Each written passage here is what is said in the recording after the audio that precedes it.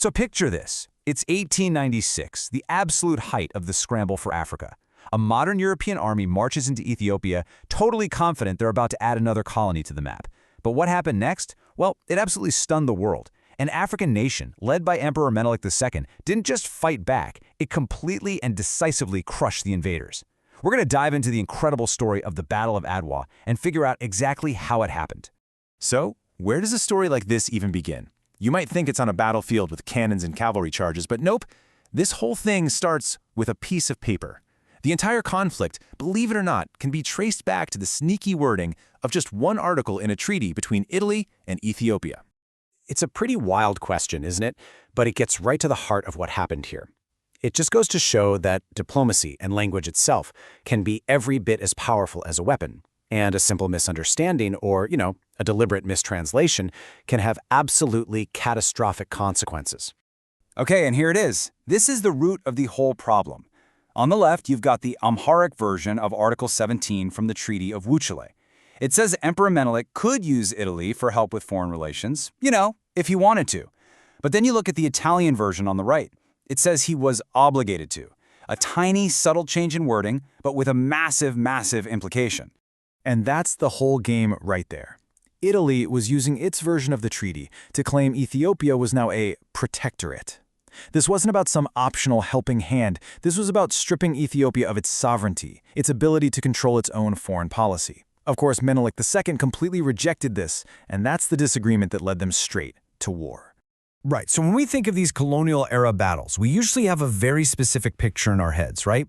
A small, technologically advanced European force against a much larger but less equipped indigenous army. But the Battle of Adwa? It just completely flips that script on its head. Let's take a look at the two sides. I mean, just look at these numbers. The sheer numerical advantage that Ethiopia had is staggering. Emperor Menelik II brought together this huge, unified army. We're talking somewhere between 73,000 and 100,000 soldiers. Now compare that to the Italian force of just under 18,000. This was not the kind of mismatch Italy was expecting at all. And the numbers only tell you part of the story. This quote here really reveals the grim reality for the Italian army. Their so-called technological edge? Pretty much a myth. They were poorly supplied, they were using outdated rifles because they were cheaper, and they were completely unprepared for the kind of terrain they were marching into. Meanwhile, on the other side, you had this completely unified command. Emperor Menelik II and the formidable Empress Taytu Betul brought together all the key leaders from across the empire. People like Ras Makonnen, Ras Mikael, Ras Mengesha. This wasn't some fractured resistance. No, this was a united national army, and they were ready to defend their sovereignty. So, the Italian commander, General Baratieri, he knew he was outnumbered. He knew his supplies were dwindling. So why on earth did he decide to attack? Well, it boils down to two things: a ton of political pressure from back in Rome and a really, really bad case of military arrogance. And one of Baratieri's own generals really said it all. The pressure to just do something, to avoid what they saw as the shame of a retreat, was just immense. They valued a glorious attack way more than a smart strategic withdrawal. And that mindset, it would lead them straight into a disaster. And one of their biggest mistakes was basically marching in blind. This was the map the Italians were using. I mean, look at it. It's vague, it's inaccurate, it's barely usable. They were marching into this incredibly difficult mountainous terrain that they just didn't understand, a mistake that was about to literally tear their army apart. So this bad intelligence leads to a truly disastrous plan. Baratieri decides to advance overnight in 3 separate columns, which is just an incredibly risky strategy.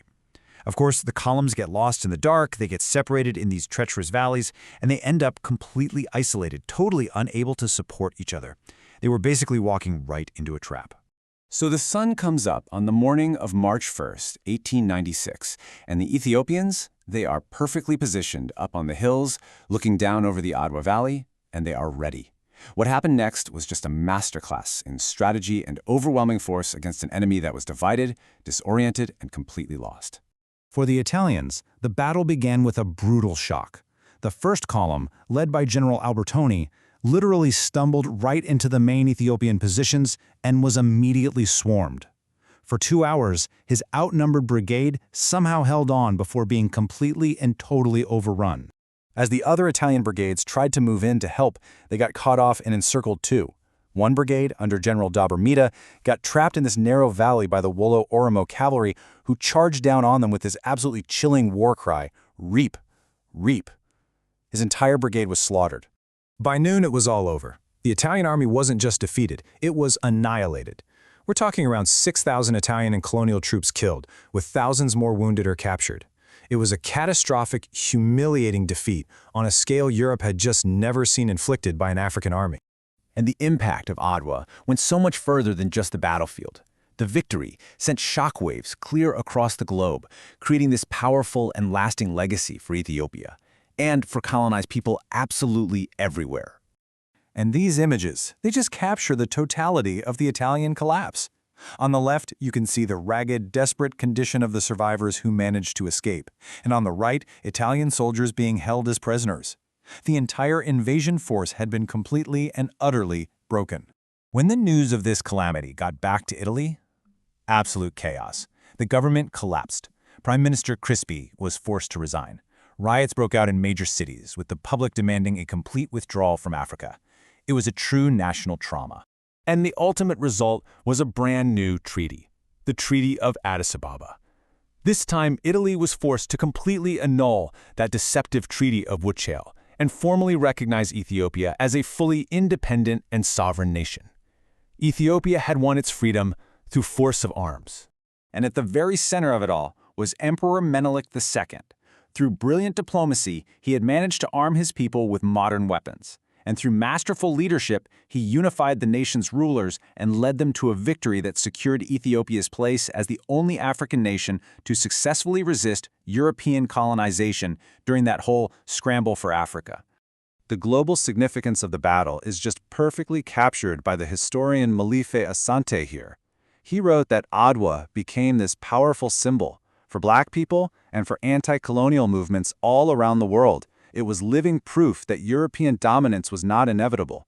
It became a beacon of hope and a symbol of African resistance that still resonates today.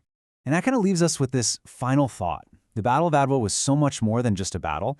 It was a turning point that really challenged the entire narrative of colonialism and white supremacy. It makes you wonder, how can a single event, just one victory, reshape history and inspire generations to come? What does it truly mean for a nation to forge its own destiny against all odds?